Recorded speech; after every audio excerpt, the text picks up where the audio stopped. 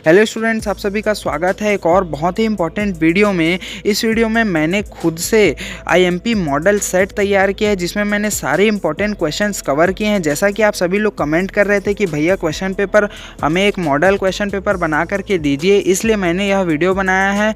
कल से ही आपका पेपर स्टार्ट है तो मैं जल्द से जल्द इस वीडियो को कंप्लीट करने की कोशिश करूँगा ताकि आप इस वीडियो को देखने के पश्चात अपनी पढ़ाई में जुट जाएँ। इस वीडियो में मैंने कई ऐसे क्वेश्चंस लिए हैं जिसे आपने पहले कभी भी नहीं देखे होंगे, मतलब बहुत ही अच्छे टाइप के क्वेश्चंस लिए हैं।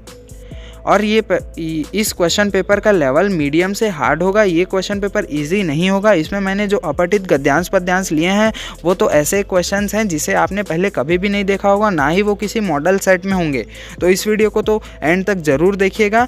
उसके बाद बताइएगा कि आपका इस क्वेश्चन पेपर में कितने नंबर आए। इस क्वेश्चन पेपर को सॉल्व करने के बाद आपके जो फाइनल पेपर में रिजल्ट होंगे वो बेहतर ही होंगे। तो बिना देर के हम लोग वीडियो को स्टार्ट करते हैं। जल्द से जल्द इस वीडियो को ख़त्म करने की कोशिश करेंगे। इसकी पीडीएफ भी मैं टेलीग्राम पर अपलोड करवा दूंगा और आंसर्स भी मैं टेलीग्राम पर अपलोड करवा दूंगा। यहाँ हम सीधा पहले क्वेश्चन पे चलते हैं।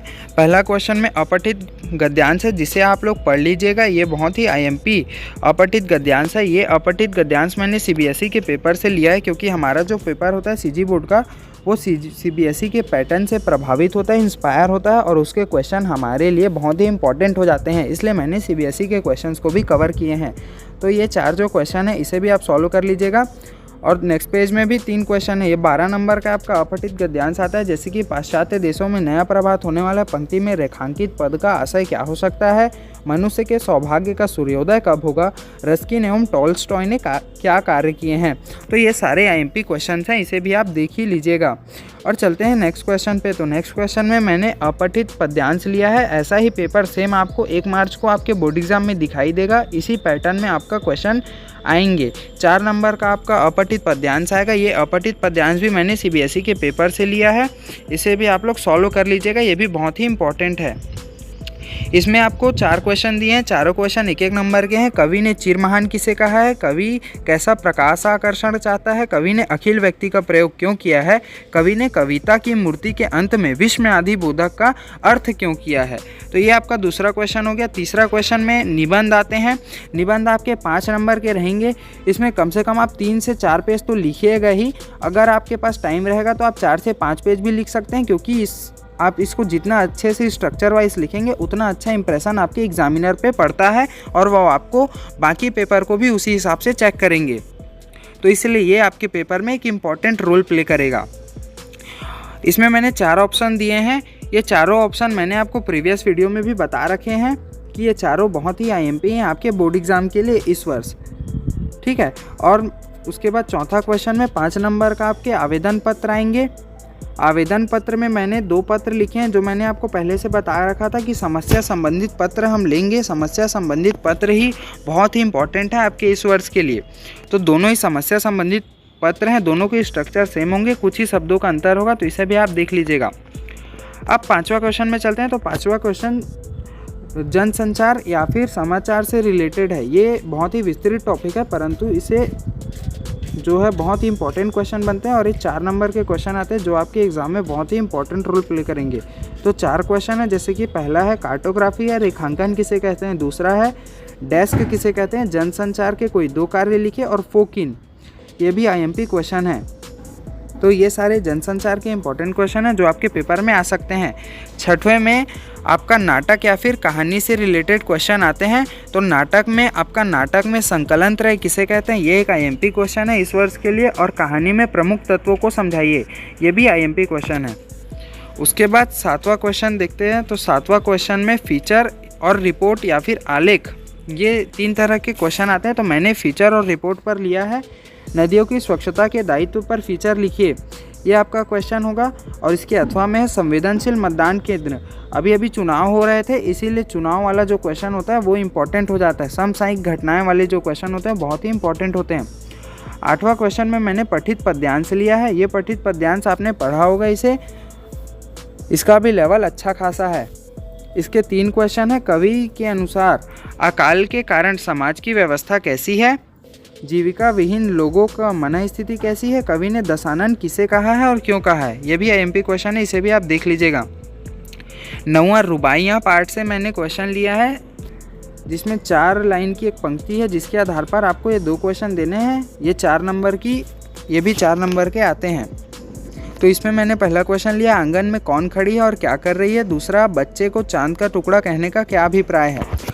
अगर आपको ऐसे ही शिल्प सौंदर्य और भाव सौंदर्य वाले क्वेश्चन दिखाई देते हैं, तो शिल्प सौंदर्य और भाव सौंदर्य वाले क्वेश्चन में आपको क्या करना है, जितने भी शिल्प सौंदर्य भाव सौंदर्य वाले क्वेश्चन होते हैं, उसमें शिल्प सौंदर्य में रस अलंकार ये 2 ही इम्पॉर्टेंट होते हैं। और हमारे जो हिंदी का इस बार का सिलेबस है, उसमें अधिकांश में वीर रस अनुप्रास अलंकार, अधिकांश में आपको वीर रस और अनुप्रास अलंकार देखने को मिल जाएंगे। और कुछ और अलंकार हैं जिसके बारे में भी आपको जानकारी देता हूँ, जैसे कि पुनरुक्ति प्रकाश अलंकार। ये बहुत ही इंपॉर्टेंट अलंकार है, इससे सीधे 2-2 नंबर के क्वेश्चन बनते हैं। इसका अर्थ होता है जैसे किसी चीज़ 2 बार रिपीट होता है, जैसे कि काली और काली अगर 2 बार रिपीट होगा तो उसमें कौन सा अलंकार होगा, तो ये आपका पुनरुक्ति प्रकाश अलंकार होगा। तो इस तरीके से क्वेश्चन बनते हैं पुनरुक्ति प्रकाश अलंकार में, ठीक है। और जैसे कि अनुप्रास अलंकार, तो अनुप्रास अलंकार तो आप सभी जानते होंगे, जहाँ पर एक वर्ण की आवृत्ति बार बार हो, और पुनरुक्ति प्रकाश में एक शब्द की आवृत्ति बार बार हो, तो पुनरुक्ति प्रकाश अलंकार। अगर आपको शिल्प सौंदर्य और भाव सौंदर्य वाले क्वेश्चन आते हैं, लेकिन अगर आपको कुछ भी नहीं पता, तो आप इन चीज़ों को लिख सकते हैं। जैसे कि अगर आप भाषा के ऊपर जाएं, तो भाषा आप लिख सकते हैं सरल, सहज, प्रवाहमयी। ये 3 जो होते हैं वो ब्रह्मास्त्र तरीके से होते हैं, जो आप किसी भी पद्यांश में लिख सकते हैं। सरल, सहज, प्रवाहमयी, भाषा सरल, सहज, प्रवाहमयी होगी। और इसमें अनुप्रास अलंकार होगा, जहाँ पे अगर आपको वर्ण की आवृत्ति दिख रही है तो अनुप्रास अलंकार, जहाँ पे शब्द की आवृत्ति दिख रही है तो पुनरुक्ति प्रकाश अलंकार। और रस में आप लिख सकते हैं, जैसे कि अगर वहाँ पे लड़ाई झगड़े की बात हो रही होगी कविता में, तो आप वीर रस लिख सकते हैं। या फिर शांत वातावरण का उसमें वर्णन होगा तो आप श्रृंगार रस आदि भी लिख करके ख़त्म कर सकते हैं। अगर आपको कुछ नहीं आता तब इस चीज़ का उपयोग कीजिएगा। इसमें क्या होता है, जैसे अगर 4 नंबर का क्वेश्चन है तो आपको कम से कम 2 नंबर तो मिल ही जाएंगे, 0 नंबर मिलने से बेहतर है। अगर ऐसी स्थिति में अगर आपको कुछ याद ना आए तब आप इस ट्रिक का उपयोग कीजिएगा। भाषा में आप लिख सकते हैं सरल, सहज, प्रवाहमयी। अलंकार में पुनरुक्ति प्रकाश या फिर अनुप्रास। और रस में वीर रस या फिर श्रृंगार रस।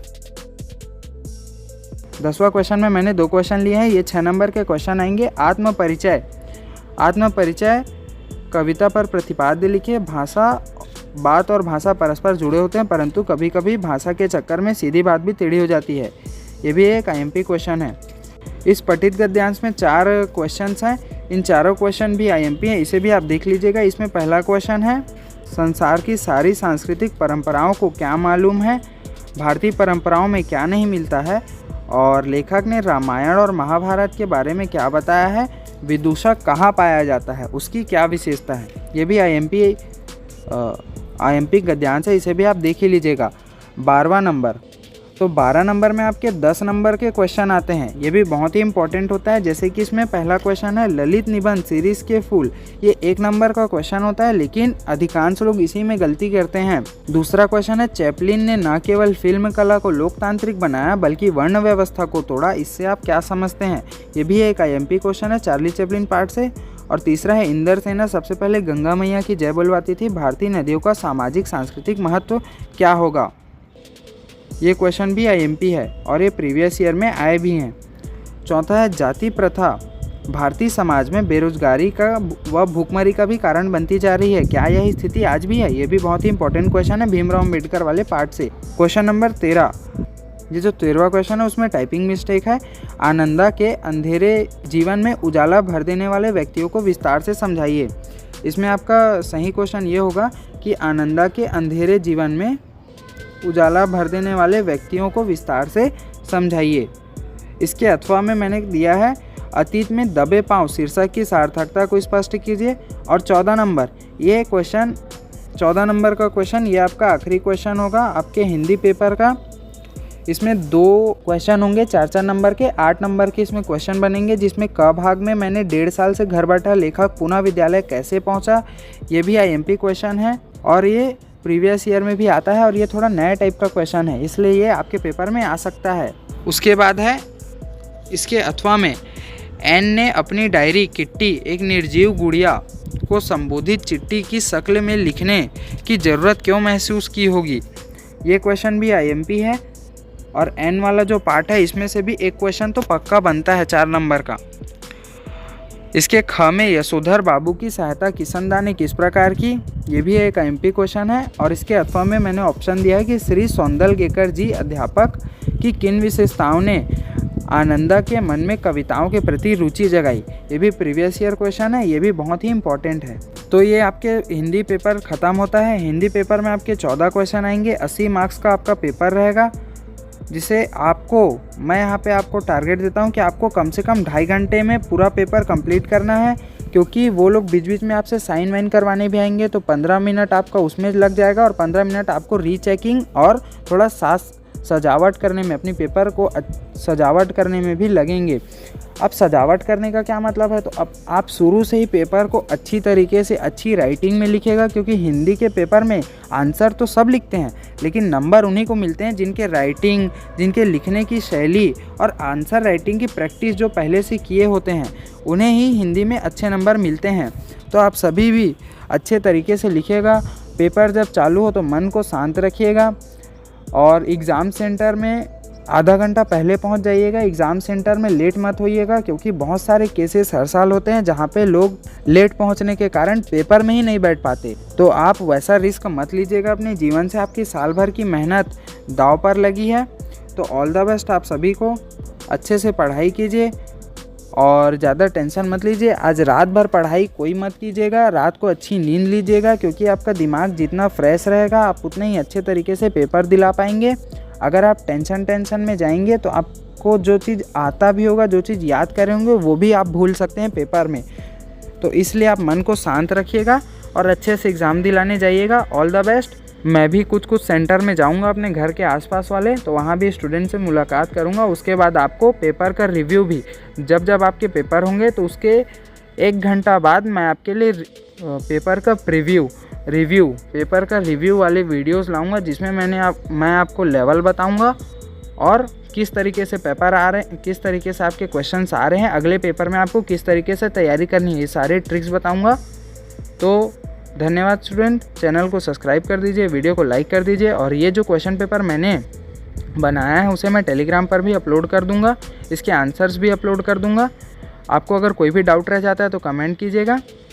ऑल द बेस्ट आप सभी को। शांत मन से बढ़िया से एग्ज़ाम दिलाइएगा और बताइएगा एग्ज़ाम कैसा रहा। धन्यवाद स्टूडेंट।